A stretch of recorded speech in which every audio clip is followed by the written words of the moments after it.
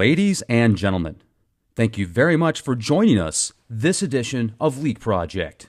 I'm your host, Rex Bear, and we have Jay from Jay's Analysis with us. Now, Jay Dyer has been diving deep into the esoteric in Hollywood now for years. He is a go-to source on the forefront of Hollywood Esoterica. From Age of Ultron to The Shining, Mr. Dyer's astute approach towards deciphering codes in Hollywood is unmatched and second to none. Now, his most recent work, Esoteric Hollywood, Sex, Cults, and Symbols in Film, we're going to dive into that today. And I'll tell you, Jay, I love your work. How the heck you doing? I'm doing great, Rex. Thanks for having me back. We had a really good talk last time, had a lot of good reception from that conversation that we did on similar topics, but this time around, I think it's going to be even darker and deeper and more interesting. Hey, I'll tell you, one thing that I noticed recently is I've been keeping track of a lot of the superhero films and TV series, etc. Have you watched the most recent episode of Marvel, S.H.I.E.L.D.? No, I have not. I have seen basically all I've kept up with Marvel-wise is the movies. Okay, well, the reason I bring this up is because I've been watching this transhuman movement unfold now for many years, and the most recent episode, they create this incredible android, and she's just gorgeous, absolutely beautiful, and this time around, she's the savior. They find this Necronomicon book that the only way they can get their friends back is to open it up, and if a human actually reads it, the human mind is just, it isn't capable. So they make it very clear in this book that this android is the only thing that can read through this book and still not lose its mind, because it's not a monkey mind, essentially. So the savior now, according to Marvel, is an android. Welcome to the transhuman movement. That's my quick rant, and I just wanted to get your opinion on that. Did you see Westworld? I haven't kept track of that. I've been told by several people I need to watch it. It's also kind of similar to Dark Mirror from what I've heard. Yeah, but I'm not going to spoil it, but the end of the first season is the exact same theme of what you just mentioned. Of course. Battlestar Galactica, we are the Cylons. It's all this mind warp stuff, and that's what I like about what you do is, in my opinion, Hollywood has probably one of the biggest influences on the human mind in the world today. Right. So with that said, you're breaking down what these guys are doing to people subliminally, and I really want to get into that. So once again, your most recent book, Esoteric Hollywood, Sex, Cults, and Symbols in Film. Let's dive into this and talk about first the Spielberg phenomenon. I mean, he's been all over Hollywood, had his fingers in just about everything.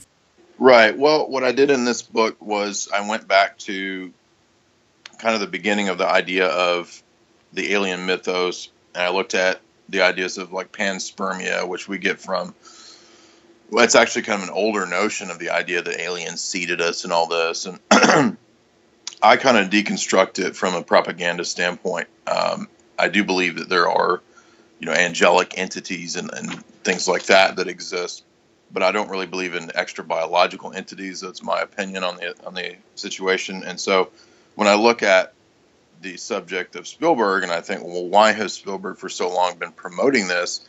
And I see it more as a kind of a deep state agenda. So I go back to the character of H.G. Wells, who is probably, I think you could argue, the most seminal figure in science fiction in the last, 100 plus years.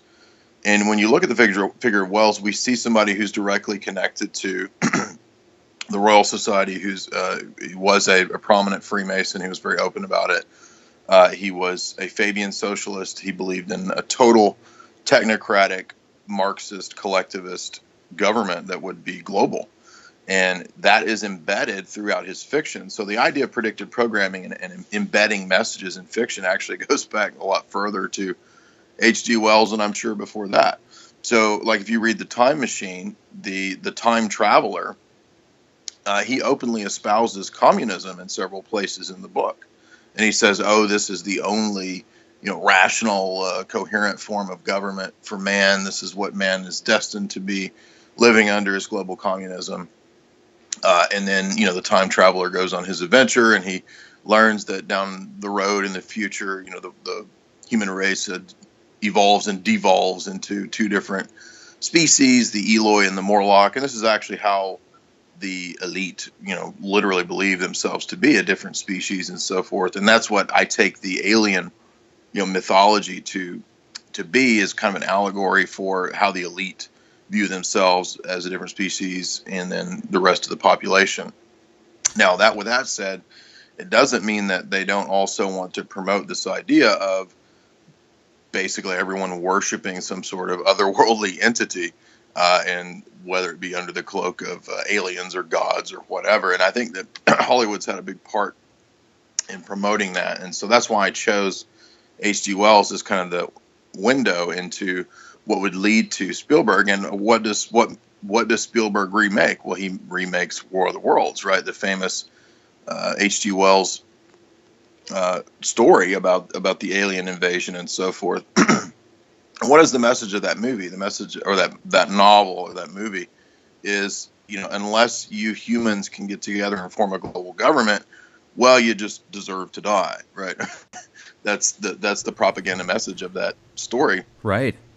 And I see that same theme kind of running through a lot of Spielberg. So I look at the first sort of seminal alien movie that got, post Kubrick, of course. I guess you could argue that Kubrick's movie is kind of an alien movie, but not exactly. It's more like man's, ascent in 2001. But Close Encounters of the Third Kind is the first, film directly based on alien abduction scenarios. And in that film, you had the character of Dr. J. Allen Hynek, who was consulting Spielberg on the production, on the set and so forth. And Spielberg, tried to interview a lot of abductees and so forth and so on. And what's interesting in that movie is that you see that the children and people that are abducted come back, and they appear to be, able to. They're no longer affected by time and space, right? They don't age. You have people from different decades who've been taken, and they're. So is this talking about cloning? Is this talking about alien human hybrids? Who knows what exactly that movie's about? It's a little fuzzy at the end, but nevertheless, it does include themes like the government covering this stuff up, the government putting out fake news stories. They even have a staged bio release that they run news stories about to keep people from going to the Devil's Mountain abduction site, or alien site, whatever you want to call it. So there's a lot of deep state imagery in that, and I go to E.T. and I talk about how E.T. I think is kind of an occult film. You have a lot of the planetary. There's a lot of planetary symbolism in the film, not just because E.T.'s from some other planet, but it's actually, I think, referencing things like the moon landing and bizarre places. Like, for example, when Elliot and E.T. befriend each other, and then when E.T. starts getting sick, you'll notice that when the government scientists arrive, they bust in Elliot's house wearing Apollo moon mission suits. That's now, why right. would that happen? I've always wondered, what is that about? Well, maybe Spielberg is referring to the kind of thing that Kubrick was referring to, right? With, Jay Weidner's thesis on The Shining, and perhaps Kubrick was involved in the moon landing. I'm not sure, but we know that Spielberg is connected to Kubrick through the fact that he finished the script for AI, right? It's Kubrick who finished the Spielberg. It's Spielberg who finished the Kubrick AI story and made it into a film, and that is what I call a transhumanist fairy tale. And there's a lot of bizarre sort of 9/11 references in AI. There's kind of mind control trigger programming with David. You have the personification of David as who is the AI character played by Haley Joel Osment. He's the actual humane, caring, perfect character, and then the actual human Martin, his so-called brother, is the wicked, sort of douchebag that you can't stand. You want him to die. And so you'll notice that in a lot of these films, they've been kind of reversing the trend of the humans are the ones that are wicked, and it's the bots that are humane. And so I did an interview with Catherine Austin Fitts, and she made the point that it almost seems like they're intentionally making bots human and making humans into bots. And I thought that was a very appropriate analysis of what you're seeing in all these films. And so after that, I get it with Spielberg. I get into Minority Report, and why is Spielberg choosing so many of these Philip K. Dick stories? Why is Hollywood choosing so many Philip K. Dick stories? There's a lot of predictive programming. We know that Philip K. Dick was kind of hanging out in Silicon Valley circles and talking to the would-be tech elite right before, as Silicon Valley was coming to be, and so he kind of knew, I think, where they were going to go with all this stuff, and so he embedded that into his fiction. And I'm not saying it's all propaganda. He was probably a good guy. I don't think everybody's evil or wicked, but there's just a lot of deep stuff going on with the background of science fiction and Spielberg, and what he's trying to tell us with this alien mythos. And I see it as kind of, to sum up, kind of a replacement mythology or a religion. I see it as kind of an induction into a new religion, part of the new aeon, so to speak, to where they believe that they've gotten rid of the traditional Western civilization notion of Judeo-Christianity or whatever, and they're replacing it with this kind of alien mythos. Now, I don't know if you saw the series Human, but that's exactly what they did with the androids in that series as well, as they made them exactly like you said, the humane ones, and Right. the humans were the beasts. It's just so fascinating how the media continues to try to just mess up somebody's subconscious mind. It's like they do everything they can to keep people in these perpetual confusion states so they can't get to the real answer. But with that said, I personally believe that there's ETs out there somewhere. Now, are they like reptilian shapeshifters? Are they 9-foot mantis aliens? Are they little grays? I don't know, but I certainly feel that with the size of the solar system and the universe, essentially, they got to be out there somewhere, but I could be wrong, So do you think that there's anything out there in the solar system or the universe, or do you feel that we're it? I certainly believe it's possible, but in my opinion, I'm not seeing anything to convince me that there's like an extra biological entity. However, I do believe from comparative religion studies and ancient theology and whatnot that there are these celestial hierarchies, and so if you go back to the earliest days of the church, there's a character by the name of Dionysios, and he wrote a famous work called On the Celestial Hierarchy, and he kind of traces out this idea of these different ranks of angels and then these different ranks of fallen angels, and you get the impression that the gods, so to speak, of the nations, historically speaking, back into primeval times, that's who these so-called gods are in some form or fashion.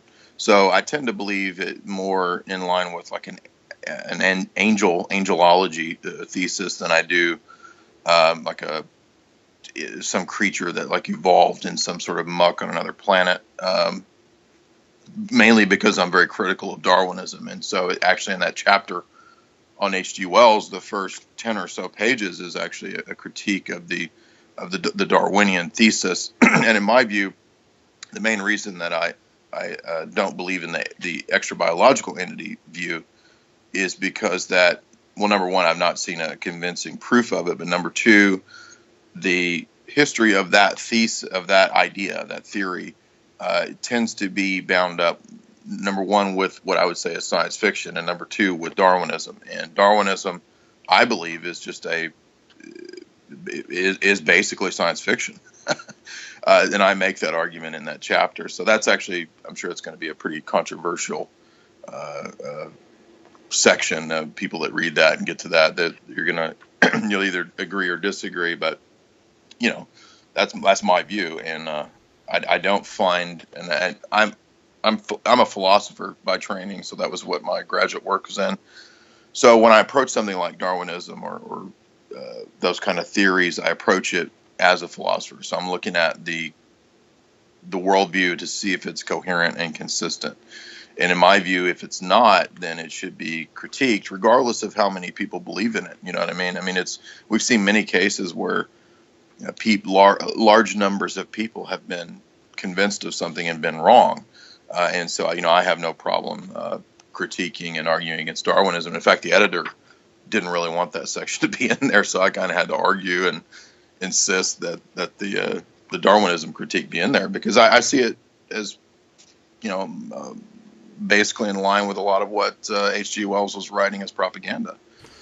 So anyway, you probably didn't want to get into a big thing on Darwinism, but I'm just saying that in my view, that's what Aliens is kind of inextricably bound up with, is the idea of large aeons of, man sort of rising out of the muck. I find it difficult as well. I mean, this is a silly question. I'm ignorant towards Darwinism, but isn't that essentially like everything started from one cell and then it split into two? Okay, so I find that it would take a really long time for one cell to turn into us and everything else. I think it's a lot more, in my opinion, it would be a lot easier to explain if we were just kind of manifested at once. And if you look at the mind over matter, if things start from the mental plane, then that makes a lot of sense. If you look at it from the current Western scientific version, then you're not going to be able to put that together. But I think that's a really good point, and I appreciate that. And speaking of Spielberg, did you see that clip where it looks like he is actually helping people out at the Boston Marathon hoax event? I've heard people say this. That I didn't actually see the clip or the image or anything. I did see. I think Bradley Cooper was there, which is weird. I'm looking at a picture right now. I mean, you could just Google it. If you Google Boston Marathon or Steven Spielberg Boston Marathon, there is an image of him pushing one of the victims, and it looks just like him. Maybe it's not him. Maybe it's a double. Maybe I need glasses. But I'll tell you, anybody that types that in, just take a look at it, and it makes you go, Speaking of the events that take place like that, what's your take on a lot of these gun events, Sandy Hook, Boston Marathon, and how they're portrayed in films and TV shows before they happen oftentimes? Yeah, I believe that that's done by design, and that the conditioning happens in the fiction and in the film before or after. Sometimes it can happen after, and that the fiction kind of fills in the gaps and tries to tell you the story for the tidbits and news bite nuggets that you get in the so-called reporting on the event. But I do believe that most of these big scale events that the media focuses on for a week or two, and of course they have a limited lifespan, they do expire. I believe that most of these that we see are manipulated, orchestrated, and staged to a large degree. So I don't believe that the Boston bombing is what we're told it is. I believe that it was probably an event that utilized pyrotechnics and what they call hyper-realistic training and drills and so forth that serve as the cover for the actual so-called event, which is, this is why we've seen in so many of these instances utilizing people who are actors, who have IMDb pages, who they work for companies that are contracted with Crisis Cast, which is an actual crisis actor company. So that's what I think is the overall picture in these kind of scenarios, because they're all politicized. They all happen at the timing is important when the timing occurs, and it's the same model of how covert operations or black ops have been utilizing theater to stage things for a long time. Well, and that's one thing you write a lot about in Esoteric Hollywood, Sex Cults and Symbols in Film, is ritual in film. And is that why a lot of times they have these little tidbits about these things that happen at a larger scale before? I mean, there's got to be some type of ritualistic aspect to that. Like, we told you so, and you didn't do nothing about it, so you should burn and suffer. Yeah, I think so. I think that, if you watched True Detective Season 1, which I did an analysis of that, you'll notice that Rust, the Matthew McConaughey character, he was often talking about receiving notions from the psychosphere, and he interpreted and solved the crime through peering into the psychosphere and stuff like this. Now, this is this idea that there is a kind of spiritual realm or an ether or collective unconscious or whatever. Akashic Records. Yeah, and that's how that basically everybody's subconscious is connected. So I'm thinking of it here in the Jungian sense of like the collective unconscious. So if you can interject notions into the collective unconscious, then you can, in some degree at least, attempt to condition the response from people. And so I think that predictive programming and embedding these things, subliminals, and embedding this stuff in people's subconscious has an effect over time, and you have to keep doing it and repeating it. I don't think that like one example of something is going to do it. They have to constantly do it, and that's why you get, Eric Holder talking about, we got to brainwash people constantly on a daily basis about how they can't have guns, for example. That you get that kind of stuff, and so it works in film in the sense of, we're gonna embed in a whole bunch of TV series and movies the notion that anybody who wants to have a gun is like a crazed maniac or something, right? And you've seen this before with people who, oh yeah, maybe supported Ron Paul. Oh, they're meth dealers, or this kind of stuff. That's how it works. You constantly put that theme or that image. Oh, the bad guys are the people who are the quote libertarians, or they want small government, or the terrorists are the people who, whatever. And they're always the villains, right? So that's one just simple example of how this kind of conditioning is, I guess, a better way to put it, or gaslighting, right? That's how it works. And yeah, it's absolutely put in there by design. Now, part of it is just that, you have a lot of people in screenwriting and so forth that already have a kind of leftist bent anyway, so they're probably going to do it on their own. But there is a documented record, a history of the Pentagon influencing and buying, propaganda in film. Of course, wouldn't you do that if you wanted to influence the masses? I mean, like you said, it's the greatest propaganda tool in history. So of course the government, of course the CIA, of course the Army, they're going to be interested in how they're presented in film and how they can influence people through the tweaking of the messages of film. And it's not just my book. My book is more of a philosophical analysis. There have already been academic analyses. Operation Hollywood, which is a collection of professors who've written on this topic of how the Pentagon censors films. There's Tricia Jenkins' book, CIA in Hollywood, just a few examples of the influence of the CIA in Hollywood. And then the list goes on and on and on. And my friend John and Chris, who do a podcast over at Hoaxbusters, they've gone into the history of food shows. And believe it or not, you have a lot of TV cooks and personalities who have connections to the CIA. You've got abstract modern artists, Jackson Pollock, Andy Warhol, who worked for the CIA. I'm not kidding about like Bobby Flay. Who's that? Bobby Flay. He's one of the biggest media personalities in food. Like, he does all these cooking shows and stuff. He's on Chopped, man. I wouldn't be surprised. I don't know, but Julia Child worked for the OSS, and there's really weird connections like that you can find in a lot of these TV cooks. Now you say that's ridiculous. Why would that be? Well, because food is part of culture, right? What the CIA actually does is not what most people think. Most people think, oh, they're there to, protect America's interests in foreign countries or something like this. No, they're actually there for controlling black markets, drug running, and for, in this country, culture creation. And in that regard, it's a lot of toxic culture creation. And so that's kind of what I go into in my book. And I talk about how in the later chapters, I call it a dark marriage. There's this kind of a dark marriage between the CIA and Hollywood. And that's why you've actually had a lot of people who were actors that were also spies on the side. They did espionage, directors and producers as well. Some of them actually ran drugs for the CIA or for other intelligence agencies and so forth. So this is nothing new. It's something that's actually going on for a long time. It's just that a lot of people are not aware of it.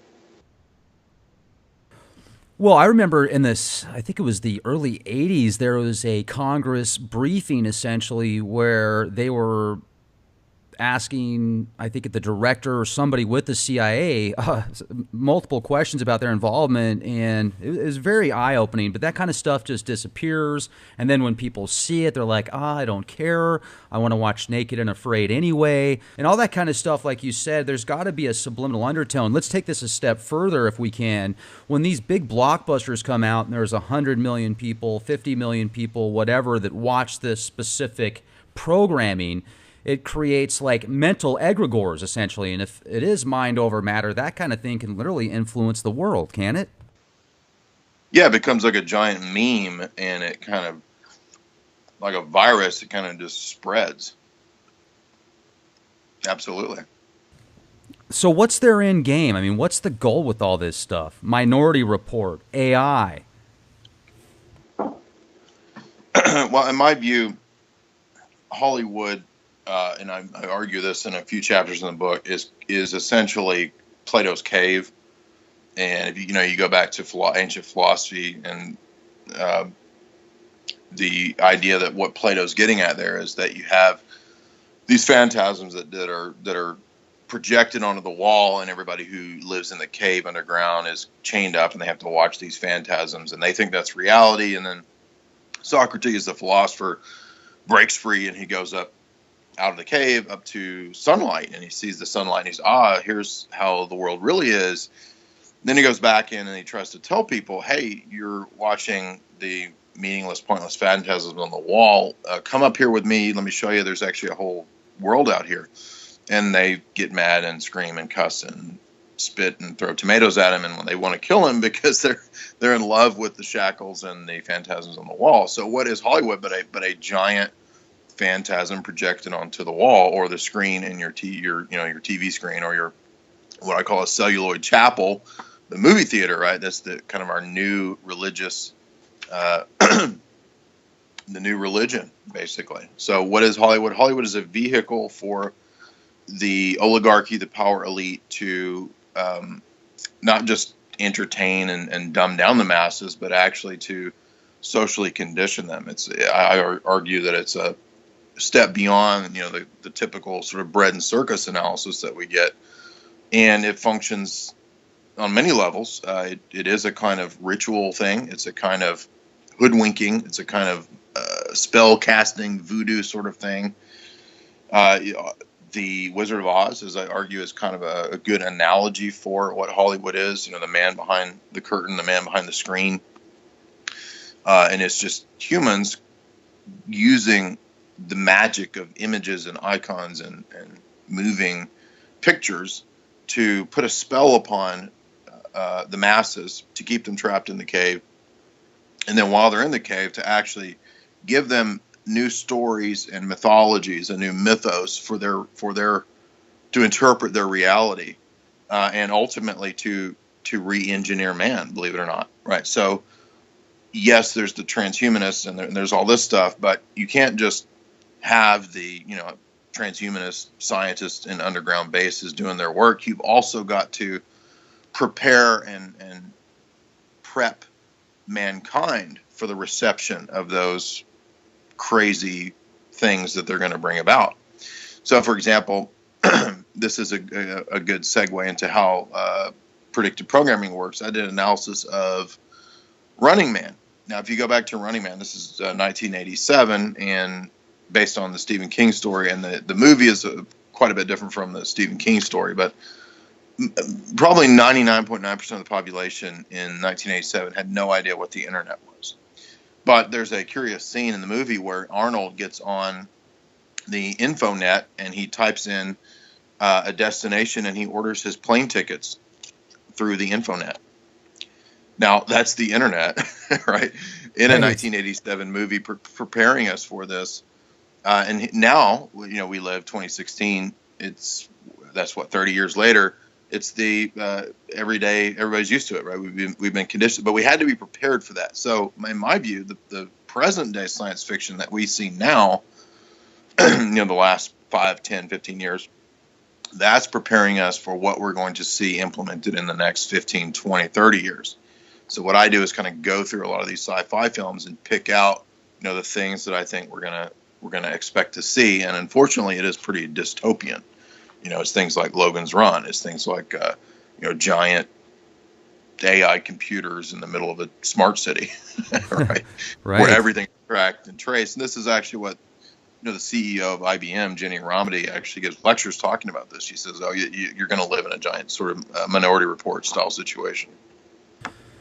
I wouldn't be surprised. I did some calculations the other day to see how long it would be before the silicon-based computers, silicon chip-based computers could actually calculate more calculations or more scenarios per second than the human brain. The average human calculates about 80 quadrillion floating points per second. Right now, they're running 200 to 300 quadrillion floating points per second. So with the calculations based on previous graphs, within the next 23 years, and that's being conservative, we'll have supercomputers that will actually calculate substantially faster. And that doesn't even put into account the quantum computers that they're working on right now, the DNA type computers that actually use DNA as a hard drive and it's just incredible. So we'll see what happens or what's already available that we don't even know about. But I wonder if they're going to use those for predictive programming.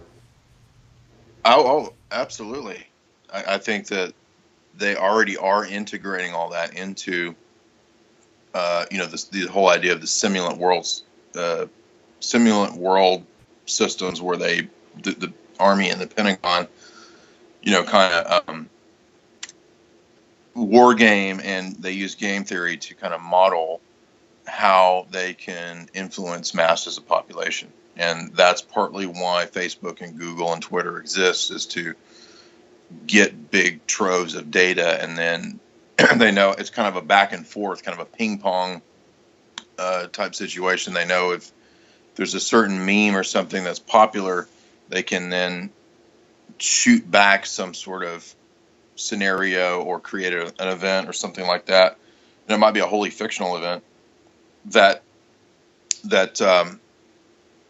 causes a reflection, if that makes any sense. Like, so if 1 million people are talking about Pizzagate or some meme or something like this, then they know that they can do a certain action that will either cancel this out, like maybe a distraction, or interject some new piece of data or some new meme to expand people talking about this, right? And this is the whole point of the internet, was ultimately to do this kind of stuff, right? And this is why Philip K. Dick and these kind of people are so prescient in their predictive programming. But I'm not any kind of expert on game theory and simulant world systems and all that, but I know that the Rand Corporation has been studying that and looking at that for a long time. And in fact, there's a whole movie on it, right? I mean, The Beautiful Mind with Russell Crowe is John Nash and his whole thing with game theory. So that's a good all movie. Very real. It is. Now, I was just thinking as you were listing, predictive programming things and examples of stuff that, it's kind of prepping us. And I think back to one of the first analyses actually that I ever wrote of a movie was Blade Runner. And I wrote this, I think, in around 2009, 10, somewhere in there. Well, the Blade Runner analysis, just stop and think about it. What's the most obvious thing in that movie? Synthetic bots, sex bots. Now, that was 1982, and the sex bot character, the woman who has the kind of dances with the snake, and then Deckard, the Harrison Ford character, has to kind of go and he has to figure out if this snake is real. They have a scale, and they find this tiny nanotech serial number, right? And turns out the sex snake chick what is a sex bot. She's one of the replicants. So even back in 1982, and there's an older Philip K. Dick novel called Simulacra, right, where they were projecting that, we're actually going to have these sex bots. And this is all, I keep saying this, and every time I mention it, it's like people don't really seem to react to it. Maybe we're just so conditioned to it. But, I mean, they're rolling out the sex bots now. Yeah, absolutely. And they're really pushing it in the media, too, to make it like the next cool thing to do. Yeah, and I think that, I wasn't able to include this analysis. I wish I had. Maybe it'll be in part 2 if there's an Esoteric Hollywood 2. But if you watch that Spike Jonze movie, Her, the Scarlett Johansson, who seems to continually play this sort of Gnostic goddess, like in all these movies, she's the transhumanist goddess. She plays that in Luc Besson's movie Lucy, where she kind of becomes this transhumanist. She becomes God, essentially, doesn't she? She becomes a god, right? And then it's kind of the same thing in Her, where she's the voice of the, quote, operating system, where in the dystopian near future, you can have, it becomes normative for people to have relationships with their iOS. And the Joaquin Phoenix character falls in love with his operating system, his iOS, and she, through her, because it's supposed to be a learning program, a learning algorithm, she actually evolves beyond the ability to interact with humans. So she becomes like a super computer. I should have included that because when I was doing some research on that movie, they actually based the idea for, I forget the name of Scarlett Johansson's operating system or whatever, but it's roughly based on what they're going to bring out with the new versions of Siri. So Siri is like AI beta. They already kind of have the next ones planned, and this has actually been done by people at DARPA working with people at Apple. They're saying they want to call it Viv, and Viv is going to be more like a personal assistant that you can converse with. So I would argue most likely that Viv is probably the stepping point to the one beyond that, which will be, you're going to have a, iRobot. You're going to have this bot in your house, and maybe it'll be like a sex bot. I think you mentioned the program Humans. If you mean the AMC program, that's what happens in season 1 of the AMC program Humans. And they make them all hot, man. I got to say. Yeah, exactly. I mean, think about it. You don't have any, you don't have to worry about getting any sexually transmitted diseases. You don't got to worry about getting her pregnant. You don't got, I mean, there's so many benefits to it. Seriously, if you think about it, except for that one thing, like, where's your morals lie? Or is it just like having a vibrator, but, better for a chick, or a fleshlight for a guy? Well, they don't want people reproducing. That's the main goal here. And a bot doesn't reproduce, right? You don't give birth to a cyborg baby. Right. So I see it as perfectly fitting in with the long tradition of the socially re-engineering the notions of human sexuality, right? And this goes all the way back to like Alfred Kinsey and the Rockefeller supporting Kinsey research, which was, basically the beginning stages of the promotion of pedophilia with Kinsey. So now we're seeing that being debated, and professors are coming out saying, it's actually normal to be a pedo, and there's nothing wrong with this, and ancient Greeks did it, so we should do it. Well, they also sacrificed humans in ancient cultures, so should we do that too? Should we eat people too? Well, if some of these recent revelations of WikiLeaks are to be believed, I guess they do want that, right? They do want. That's a good point. Let me jump in real quick, because I talked to a whistleblower recently that said the AI film that was produced was actually, they were going to make that geared towards what you just said, towards pedophilia. Did you hear about that? Well, I have heard that argued, and that is entirely possible because, as I mentioned in the book, a lot of Kubrick films have the theme of pedophilia. Lolita, right? That's a Kubrick movie. You've got Barry Lyndon includes that theme. You've got sexual deviance in Clockwork Orange. You've got, obviously, human trafficking in Eyes Wide Shut with the Lily Sobieski character being underage and being pimped out by what may be her dad at the costume shop. You've got the sex bots in AI. Don't forget Jude Law's character, right? He's the sex bot. So absolutely, you're definitely on the right track there. As to whether that's exactly where Kubrick wanted to go, I don't know, but I wouldn't be surprised. But you do have that weird scene where, when they quote awaken David, they read him these strange words, Cirrus, Socrates, Particle, Decibel, Hurricane, Dolphin, Tulip, Monica, David, Monica, right? Her mom, his mom, quote, quote, mom reads that. And those are kind of like trigger words that awaken him, right? Mm-hmm. So I see this as kind of a dual level allegory, where on one level it is, the possibility of the future AI bots being introduced into society and normalized, and also as a kind of an image of mind control and the programmed sex slave, so to speak. Do you think that that was the push behind Pizzagate of kind of trying to make it look like, oh, well, all these politicians are doing it? What do you mean?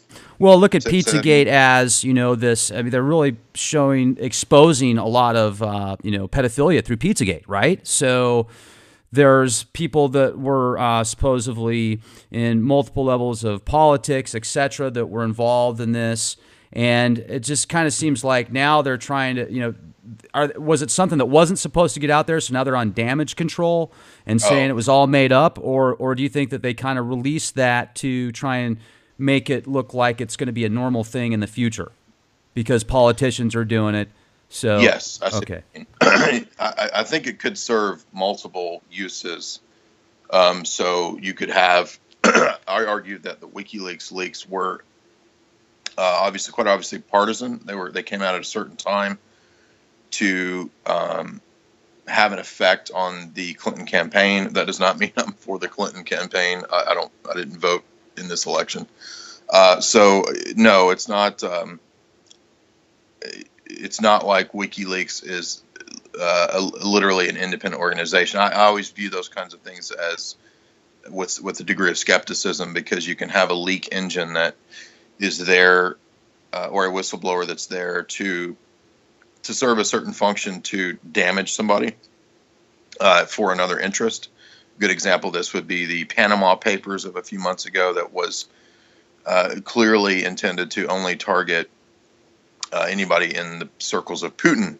And I'm not saying Putin's an angel, but I'm saying that the so-called leak of Panama Papers was obviously a targeted leak. So you can have a leak doing that same function, and I just always tend to view them with some degree of skepticism. Now, that doesn't mean that everything that's in the leak information is false. You can have real information included in there. So what was this part of this gay love triangle that came out with the Media Matters guy, David Brock, and Alefantis, and some other character kind of being involved in some. I mean, there's a Fox News article you can find from a few years ago about $850,000 payout to shut somebody up, and some kind of. I mean, is this a continuation of that? Probably. But in my view, it while I'm not saying that there's nothing to Pizzagate, it's very hard to find a specific evidence or proof of anything for certain. There's a lot of indicators and suspicious, weird-looking stuff going on. But we were told that supposedly there was this other laptop that was Wiener's laptop that was supposed to have the hard blackmail evidence on it. And I view it as probably associated in some degree with Epstein's Island, Little St. James, and that whole story. But if the FBI has this other laptop, we're not ever going to see it. So I don't think we'll know for sure. So Pizzagate probably functions kind of like the Lewinsky scandal did with Clinton back in the day. This is like Monica Lewinsky 2.0, where everybody's going to be talking about this juicy, sensationalist thing. Does that mean that there was nothing to Monica Lewinsky? No, I'm sure that Bill Clinton was probably really doing that stuff, right? And I would say in this case, there's something going on. Is it child trafficking? Is it just drugs? Is it code words for drugs? Is it human sacrifice? Is it gay bondage, sadomasochism, gay prostitution? I mean, any of those could be possible simply because there have been so many cases of this already. You know, we have Savile, we have those UK circles. There's a whole elite pedophile scandal in Australia. There's the Finders case. There's the Franklin cover-up. There's DynCorp. There's all these examples it certainly has precedent. But it's also possible that this could be being focused on to, in my view, possibly cover up for the real operation in the background, which could be the Clinton Foundation.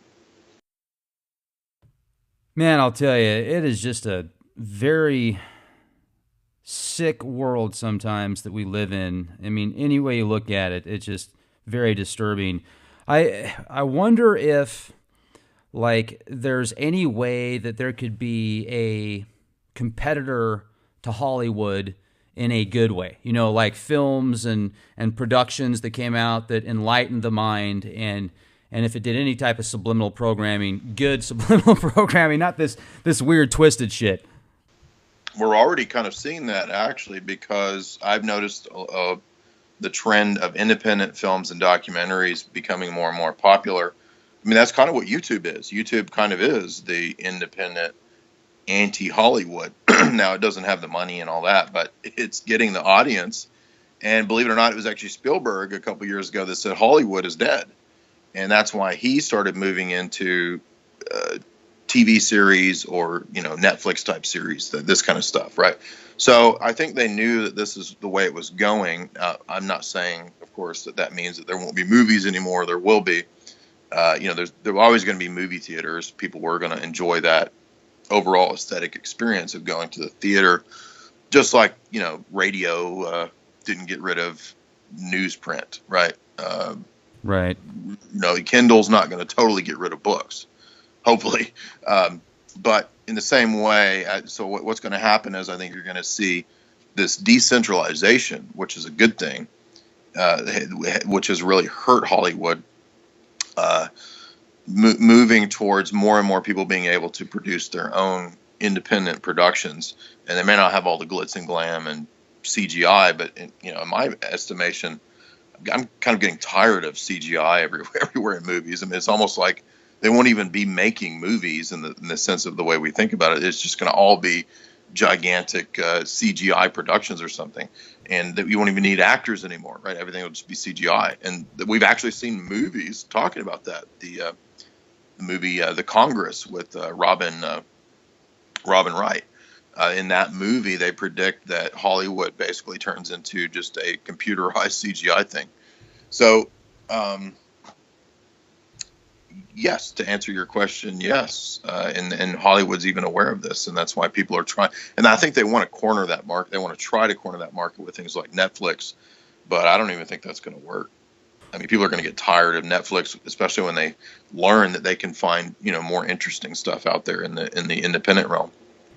You know, I've even seen on Netflix and Amazon a lot of documentaries that have came out that you wouldn't even consider seeing on those types of platforms, you know, in regards to conspiracies, cover-ups, right, paranormal, extraterrestrial phenomena. And well, I'm going to give you an example. One more yeah, time. I mean, please. I'm sorry to cut you off. No problem. Jay Wiedner and I are going to be doing a 3-series television show. A 3-season television show called Hidden Hollywood, and it's basically going to be what's in my book, and it's going to be streaming internet-wise through Gaia TV, where he works, and that is a kind of a competitor to Netflix. So, I mean, you're going to see more and more of this kind of stuff. I'm actually participating in one of these instances of, you know, decoding Hollywood, and that's what we're going to do in 39 episodes. So more and more and more of that is going to be prevalent. You're going to see more of that in the population on the internet. And I mean, who's going to be even subscribing to cable TV, you know, in 20 years? Probably like people's grandmas or something like this, right? I mean, that's going to die, and they're going to have to try. That's why I think they're trying to, you know, clamp down on the internet and this whole scandal of saying that everybody who does independent media is fake news.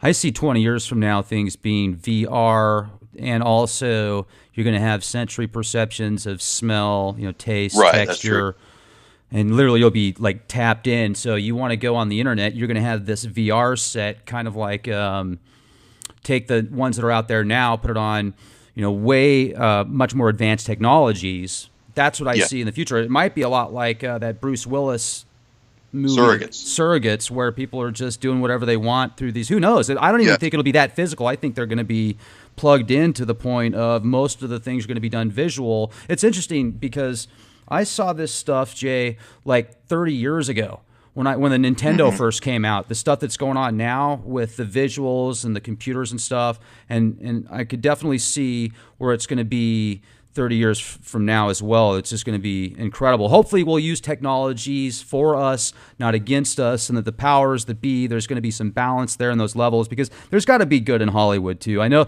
there's films that come out that have good stuff in there too. I mean, I can see the good and the bad, but people certainly need to be aware. And there is this underlying theme of this one agenda I often see in a various amount of films across the board. Yes, totally agree. And I think you can look at things like, they tried Google Glasses and that was a failure. Google Glasses didn't work. So we can be optimistic. I don't think we have to presume that, it's just a total disaster. I've had conversations with buddies where they pointed out that one of the problems with VR is that it makes everybody sick. Because your mind, your body we're not made to be constantly, moving around in a virtual world. Now, maybe they can overcome that in the future or something like that. In fact, drugs. They'll just fill you full of pharmaceuticals. Say, the Netflix CEO was in the news a few weeks ago saying that he predicts in the future of entertainment will be what you're talking about, a VR kind of thing, with some form of pharmaceutical that you take that heightens the experience. So you're absolutely right. And then they'll just throw you off into the Soylent Green fields, and you'll be food for the androids. All right, we're done with him. Feed him to the androids. With the last 5 minutes that we've got, Jay, and first of all, I just want to say thanks a lot for coming on the show. I wish we had more time. What would you like to share with our audience? Maybe I should have asked a question I didn't.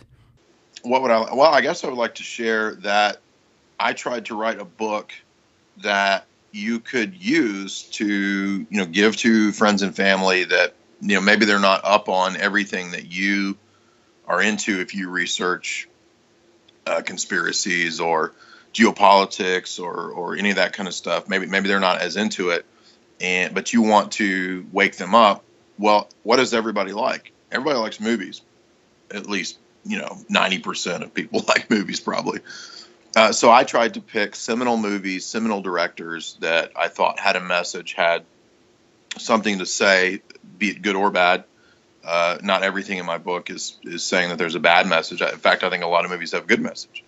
So some of those are good and some of them are bad. And what I tried to do was write a book that you could say, hey, Dad, I know that you don't like me talking about this conspiracy stuff, but here's a book that talks about movies that might give you some food for thought. So that's what Esoteric Hollywood is. And if you'd like to get a signed copy, it helps me as a writer if you get it direct from me. So if you go to Jay's Analysis, there's a tab where you can order the book direct from me. And that is mainly for inside the U.S. I can send you a copy outside the U.S. I've done it for quite a few people, but it does tend to get pretty pricey. So if you're willing to pay the priciness, then you can get it direct from me. That helps me out. If not, you can get it, outside the U.S. from Amazon. It's already, unfortunately, sold out in Amazon UK. So the Amazon UK warehouse is already sold out of it. You can get that direct from me, though. And if you want, if you mention Rex, Bear, or Leak Project, I'll give you a 10% discount. Yeah, that's great. It's always nice to have a little incentive, and I can't wait to get my signed copy, Esoteric Hollywood, Sex, Cults, and Symbols in Film. It's available at jaysanalysis.com. Use the code LEAKPROJECT. And also, I want to let you guys know on the website, if you're interested in some of the different, analysis, let's get into these real quick. The Devil Rides Out, Occult at Crossroads of Satanic Spies, Hitchcock Hollywood Spies, and North by Northwest. The Shining Esoteric Analysis, 2001, An Alchemic Spatial Odyssey, Interstellar, The Secret Revelation, Numbered Man, and Analysis of the Prisoner. I could go on for quite some time, but we don't have that much time. Mad Max Fury Road, The Inverted New order. Hey, Jay, it's a pleasure to speak with you. Thanks for everything. All right, thank you. Absolutely. And folks, also go to youtube.com/clandestine time lord and leakproject.com. Be the change you want to see, and have a fantastic day.